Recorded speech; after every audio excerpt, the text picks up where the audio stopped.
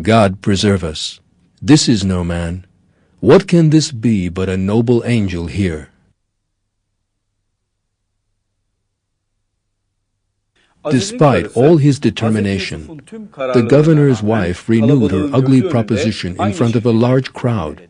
She said that if he opposed her, she would throw him into a dungeon.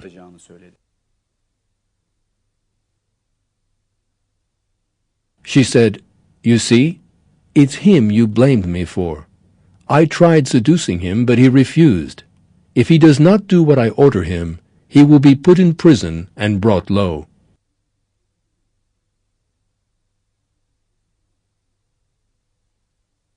Prophet Yusuf was most determined, however. He immediately sought refuge in God and sincerely begged for his assistance.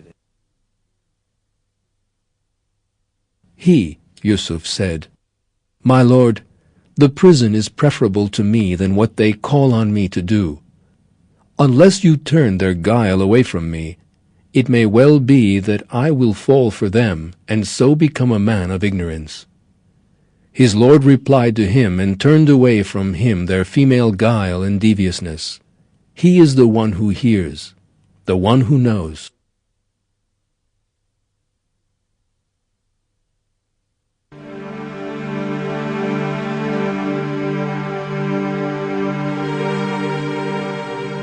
In fact, everyone knew that he was innocent. Yet they still took an unconscionable decision and threw him into a dungeon,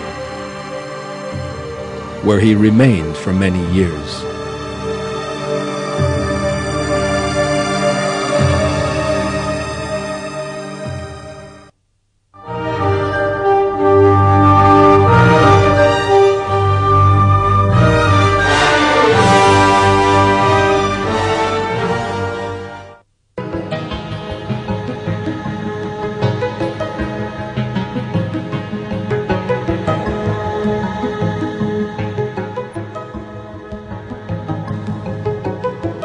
The Egyptian king had a dream and was most interested to learn what it meant.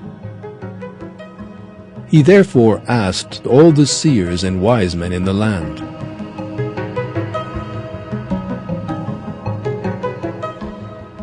Yet none of them were able to interpret his dream. It was just then that someone who had been in prison with Prophet Yusuf mentioned him to the king.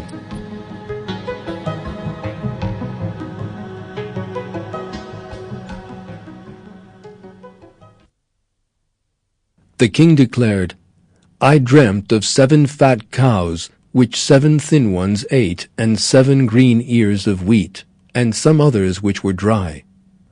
O counselors, explain my dream to me if you are those who can interpret visions." They said, "A jumbled mass of mixed-up dreams. We do not know the meaning of such things." The one of them who had been saved then said, remembering after a period, "I will tell you what it signifies, so send me out."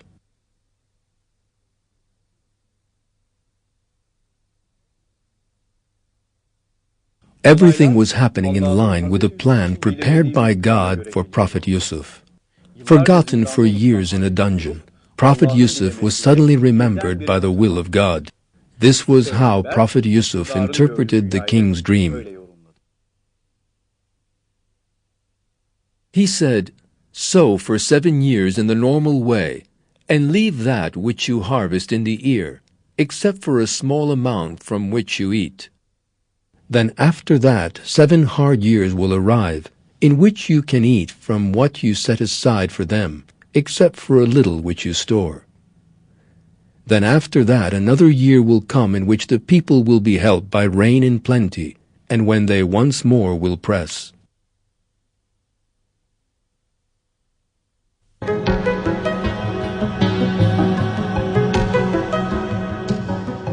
In the wake of that interpretation, the king sent a messenger to call Prophet Yusuf to him. Yet he sent the messenger back to the king with a number of important questions in order that his innocence should be revealed.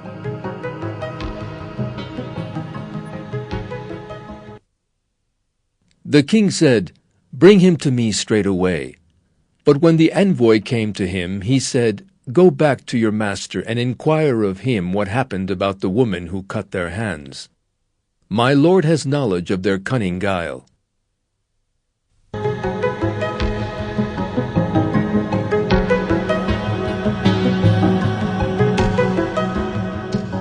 In response to his question, the king gathered the women together and asked for the truth of the matter.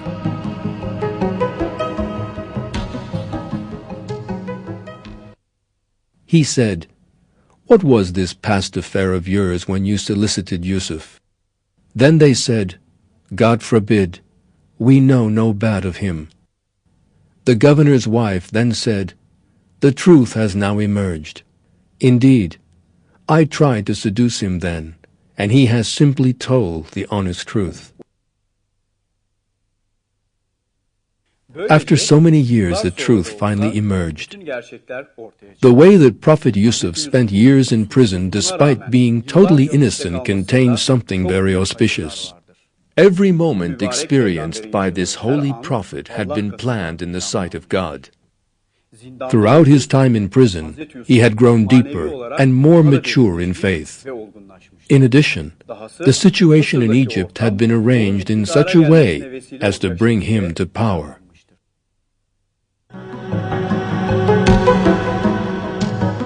Prophet Yusuf went to the king who had called for him. This was the beginning of a whole new period for him. The king rewarded him with an important position and made him his counselor.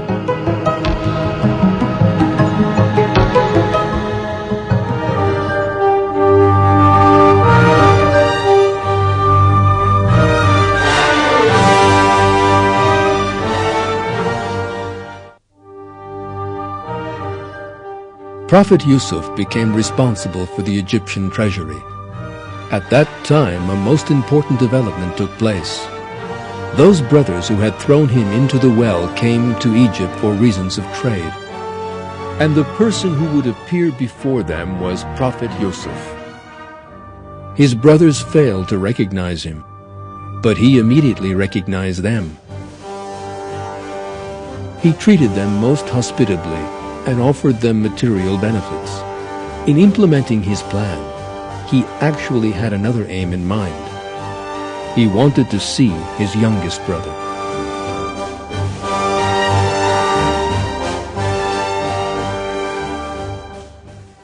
The brothers of Yusuf came into his presence, and he knew them, but they did not know him. Then, having supplied their needs, he said to them, "Bring me your brother, your father's youngest son.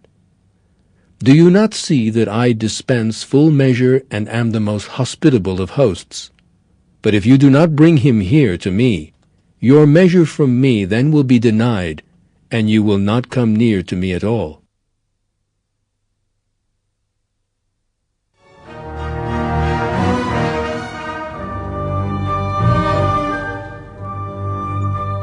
His brothers did not want to lose the material benefits offered to them.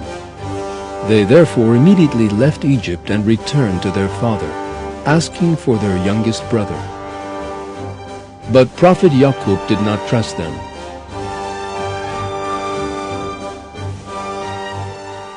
He said, "How will my trusting him to